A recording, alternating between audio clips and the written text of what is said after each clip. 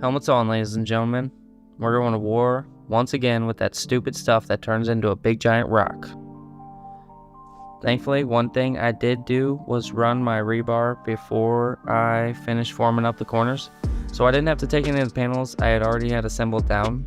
But other than that, I do have a small laundry list of things I would have done differently. For the sake of time though, we're only going to dive into a few. So as we put the 2x4s on, you'll notice there's a spot where we're putting the wheeler brackets on and the 2x4s on both sides. Well, it wasn't enough.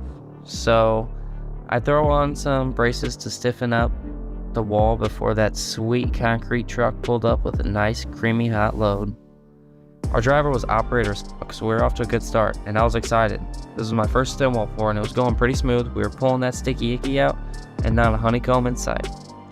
So problem number one came when my inexperience in renting forms had me in a position where the filler forms I had were too big, and it was going to throw some things off with the footing.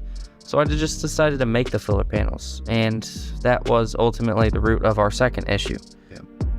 Now, the blowout still could have been avoided because I made 3 pairs of panels, and out of 3 pairs, so 6 panels, only one of them blew out. And it was because I didn't have enough bracing behind it. But all in all, if I had the correct fillers, it wouldn't have happened in the first place.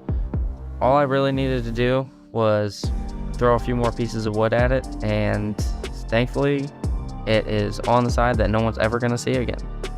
So, since it was Bring Your Kiddos to Work Day, and we had finally successfully finished the pour, we had a little jig, and it was funny because I just started dancing, and they followed suit.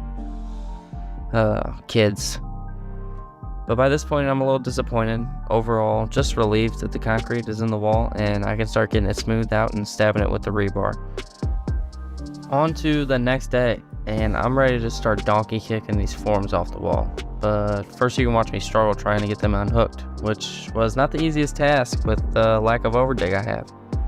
You can probably guess where I'm going with that is that next time I will definitely make sure I give myself more room to work, because it was pretty challenging getting some of these forms off, and that's far less than ideal. So it's time to backfill this thing and get this hole covered up, which is pretty exciting because this has been in the homeowner's yard for going on a few months now because of the whole gas line deal that was pushed off early on. So I just want to give you guys a look at what the blowout actually turned out like. It didn't turn out too bad, a little bow in the wall, and overall the top of the wall is still good. So it could definitely have been worse. It could have definitely been worse, but I'm very lucky that we got to keep it under control before it got too bad. Unfortunately, there's a few hours of footage that is deemed unusable now because I was trying out some different camera attachments and things, and it was basically pointing at the ground the whole time. But now I know. So appreciate you guys stopping by, and I will see you next time. Bye.